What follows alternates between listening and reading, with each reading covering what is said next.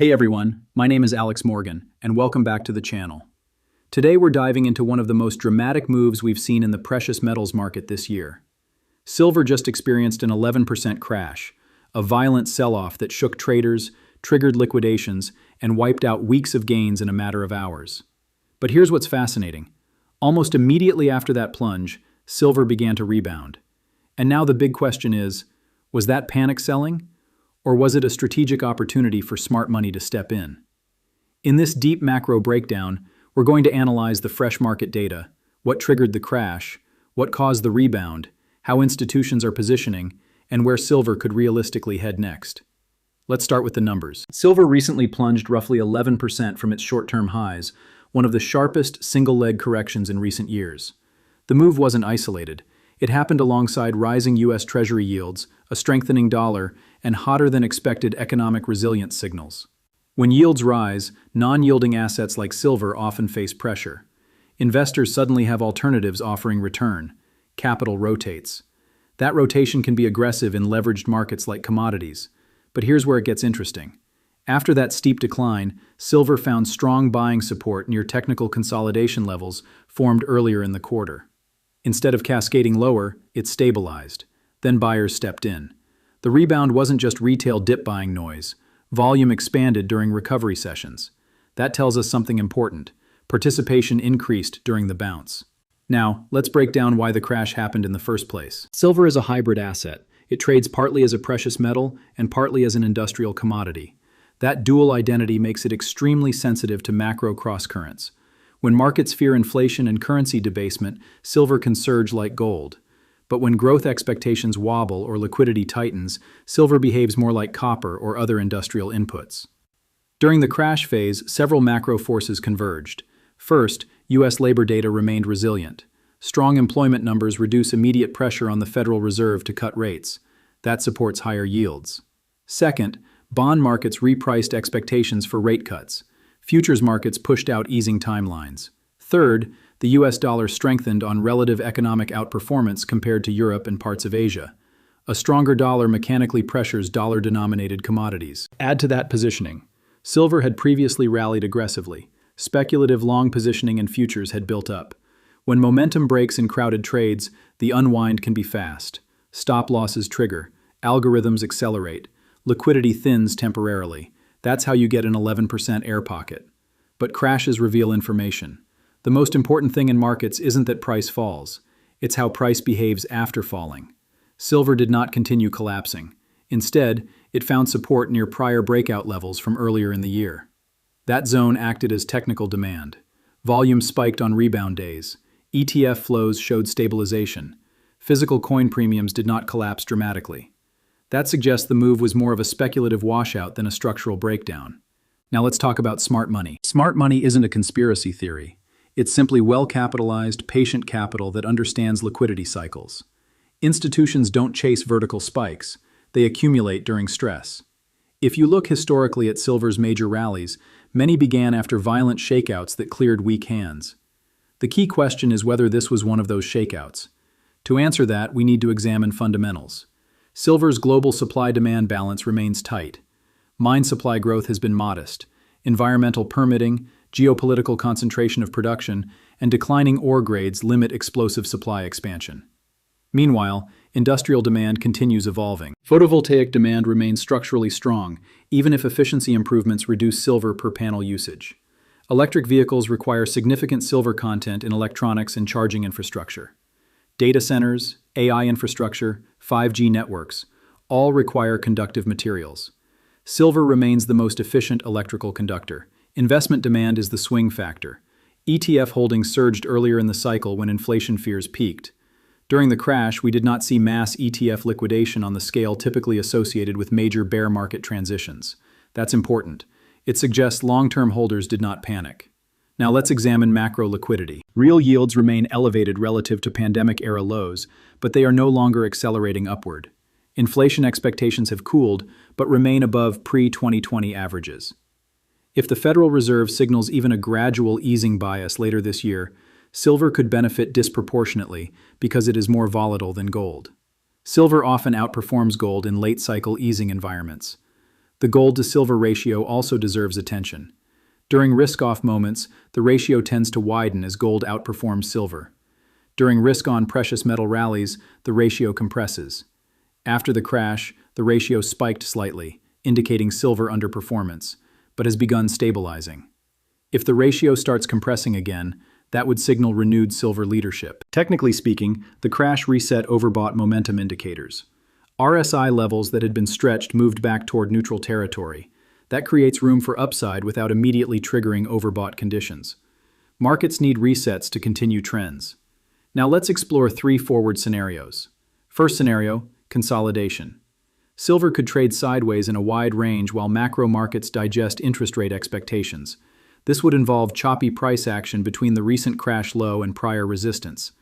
Consolidation would allow moving averages to flatten and provide a base for a larger move later. Second scenario, renewed rally. If bond yields soften, the dollar weakens, and ETF inflows resume, silver could retest recent highs.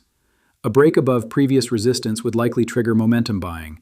In that environment, psychological levels like $90 and eventually $100 per ounce would re-enter mainstream discussion. Round numbers matter in commodities.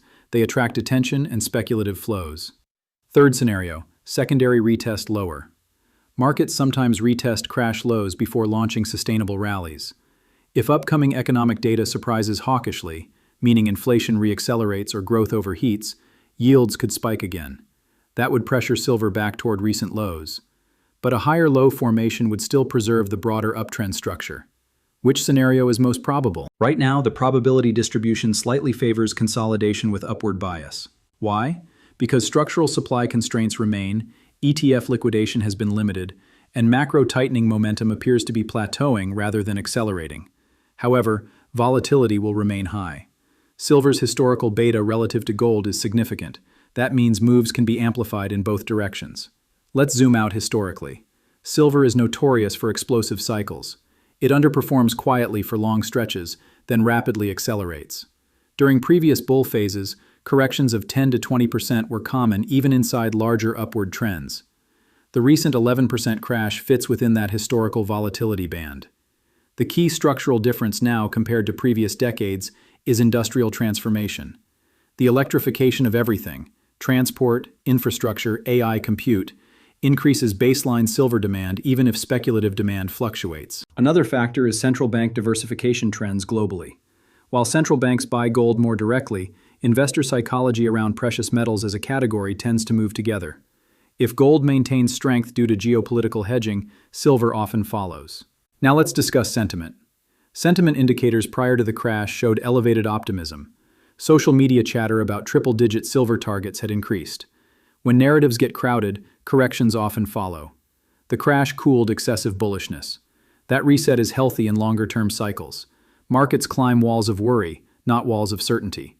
What should investors watch next? Watch U.S. Treasury yields, especially the 10-year real yield.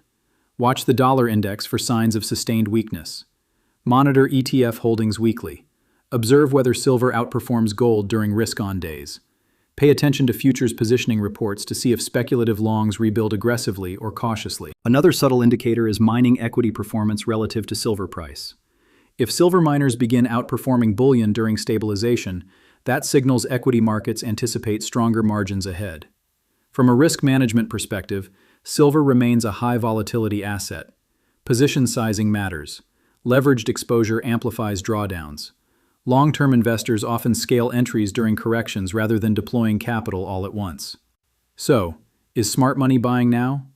The evidence suggests accumulation is occurring, but not euphorically. It appears strategic rather than aggressive.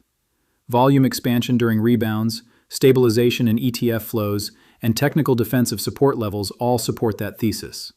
But confirmation requires follow-through. If silver can hold above the crash low and form a series of higher lows over the next several weeks, that would strongly indicate that the 11% plunge was a liquidity washout rather than the beginning of a structural bear phase. If instead, price breaks below the crash low decisively, then the market may need deeper rebalancing. The broader macro environment still contains uncertainty, geopolitical tensions, fiscal deficits, monetary policy shifts, and global growth divergences. All of these can influence capital flows into hard assets. Silver sits at the intersection of monetary hedge and industrial necessity. That dual nature makes it volatile, but also strategically important. The next major move will likely be driven not by headlines alone, but by liquidity direction. When liquidity expands, silver accelerates. When liquidity contracts, silver struggles. Right now, liquidity contraction momentum appears to be slowing. That's why this rebound matters. It's not about a single green candle. It's about whether the market absorbed forced selling and transitioned control from weak hands to strong hands. We are at that inflection point.